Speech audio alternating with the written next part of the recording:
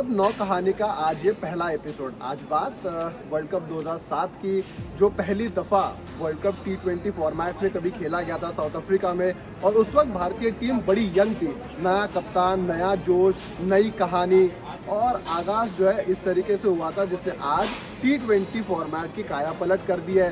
भारत ने आज जो T20 वर्ल्ड कप होने जा रहा है अगले 10 दिनों के बाद, उसकी कहीं ना कहीं नींव जो है वो 2007 में रची गई। धोनी से लेकर रोहित शर्मा तक, और रोहित शर्मा से लेकर अब सूर्य कुमार यादव तक, इंडिया मांगे कप। क्या भारत डिफेंड कर पाएगा अपनी ट्रॉफी को?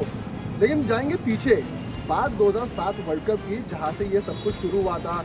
नया ये दौर शुरू होने वाला था क्रिकेट में। T20 फॉर्मेट एक नया फॉर्मेट था। इसके पहले दुनिया ने टेस्ट देखा था, ओडीआई देखा था, ओडीआई का वर्ल्ड कप देखा था। और उसी साल, अगर आपको याद होगा, 2007 में भारतीय टीम को एक करारी शिकस्त का सामना करना पड़ा था। 2007 ओडीआई वर्ल्ड कप की मैं बात कर रहा हूँ, जहाँ पर सचिन तेंदुलकर का कहा जा रहा था कि वो आखिरी वर्ल्ड कप शायद हो सकता है। उसके बाद सौरभ गांगुली, अनिल कुंबले, जहीर खान, ये बड़े बड़े दिग्गज खिलाड़ी जो है वो इस टूर्नामेंट में नहीं खेल रहे थे। और उन्होंने एक तरीके से मना कर दिया था कि हम नहीं खेलेंगे, क्योंकि ये एक जो नई चीज़ थी, इसकी किसी को गारंटी नहीं थी कि इतनी बड़ी होगी।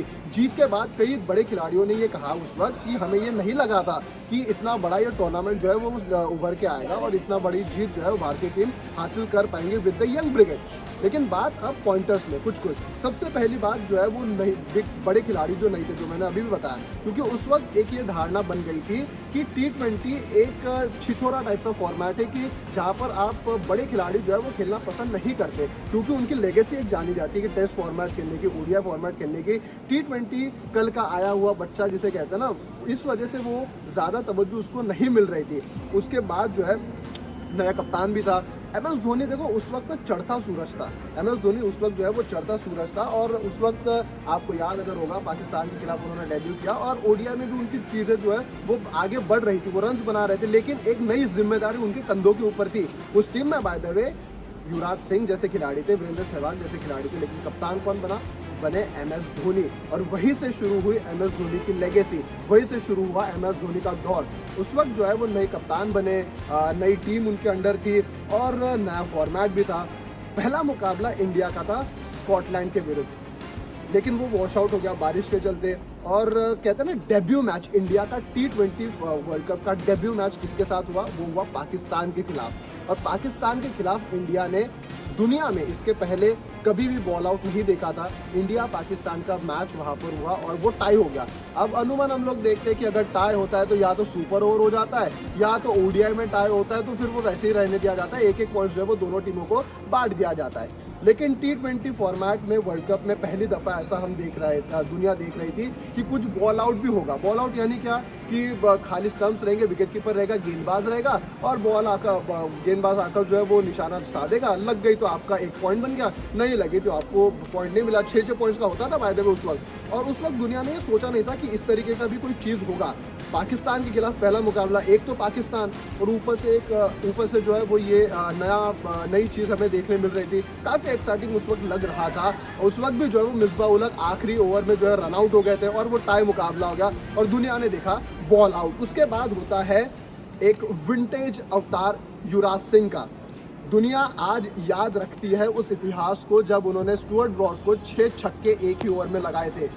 बार बार मैं ये कह रहा हूँ कि नया फॉर्मेट था और नई नई चीज़ें जो है, नए नए इतिहास यहाँ पर रचे जा रहे थे। युवराज सिंह का वो इतिहास, स्टुअर्ट ब्रॉड को 6 छक्के का, वो भी इस टूर्नामेंट में आया था। इसी मैच के बाद आया था। इंडिया ने वो मैच जीता था फ्लिंटॉफ के साथ, जो युवराज सिंह की थोड़ी बहुत लड़ाई हो गई थी और उसके बाद वो भी अनबिलीवेबल था बाय द वे।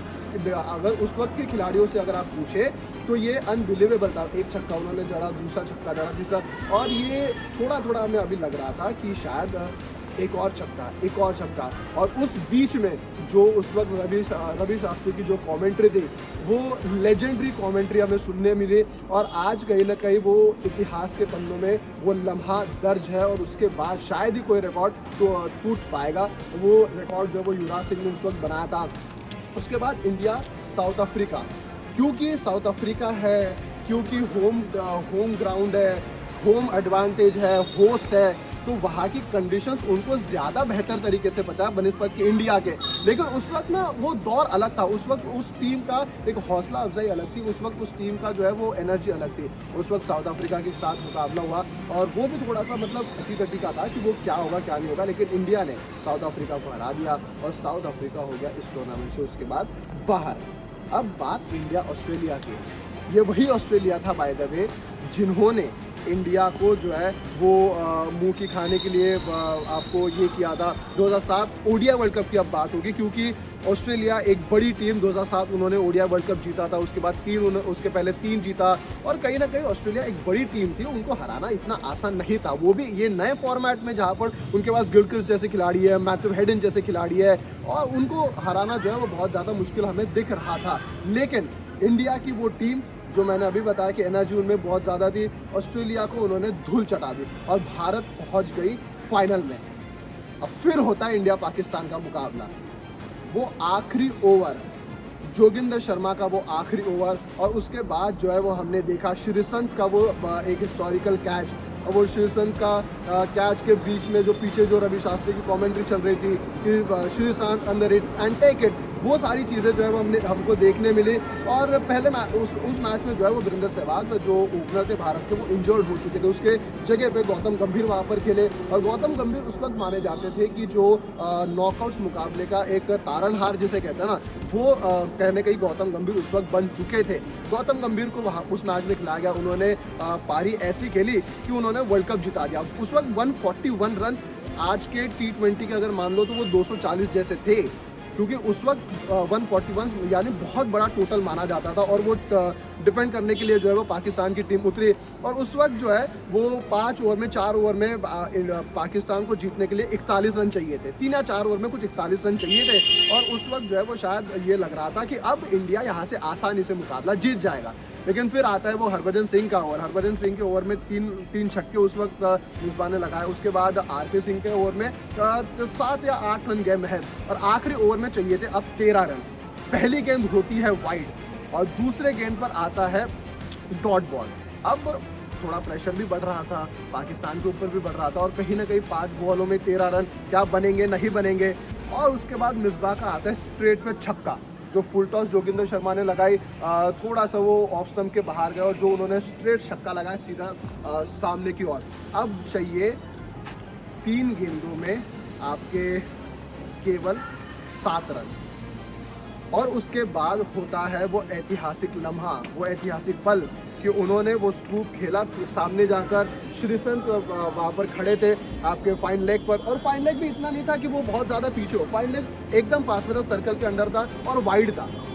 श्रीसंत को अगर एक आपको दिक्कत याद होगी, श्रीसंत को आई साइड की दिक्कत थी, उस वक्त उनको हाई कैचेस इतने अच्छे से नज़र नहीं आते थे, लेकिन उस वक्त उन्होंने जो बैलेंस किया वो थोड़ा सा लड़खड़ा भी रहते। आज तो चलो मैं उस वक्त काफ़ी छोटा था, उस वक्त तो क्रिकेट देखने भी मैंने शुरू नहीं की थी, लेकिन आज जब हम उस मैच की हाईलाइट देखते हैं और वो उस कैच का जब हम लोग जिक्र देखते हैं, वो जो पल देखते हैं, तब ऐसा लगता है कि एक वक्त में शायद ये कैच छूट तो नहीं जाएगा, जबकि हमको पता है कि वो कैच हो चुका था। लेकिन आज भी थोड़ा सा जब हम लोग देखते हैं वो उस मोमेंट्स को, फुट मोमेंट्स को, जो वो थोड़ा लड़खड़ा गया था, ऐसा लगता है कि यार वो छूट तो नहीं जाएगा, लेकिन वो कैच उन्होंने पकड़ा और उसके बाद जो हुआ वो इतिहास के पन्नों में रचा गया।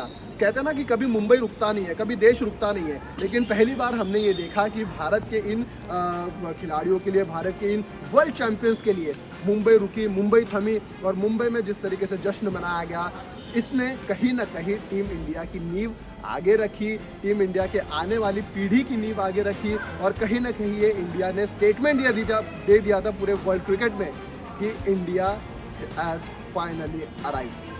आप लोग क्या सोचते हैं इस कहानी के बारे में? कमेंट सेक्शन में हमें ज़रूर बताएं। ये 9 वर्ल्ड कप 9 कहानी का ये पहला एपिसोड था। ऐसे ही करते कि हम रोज़ जो है वो हर वर्ल्ड कप की कहानी आपको साझा करेंगे। आज जो है वो आप 2007 की एक कहानी देख रहे हैं। आपने अगर क्रिकेट देखना उस वक्त शुरू किया था तो आपका कौन सा पसंदीदा लम्हा था, या तो आप उस वक्त देखते थे आपका पसंदीदा क्या था?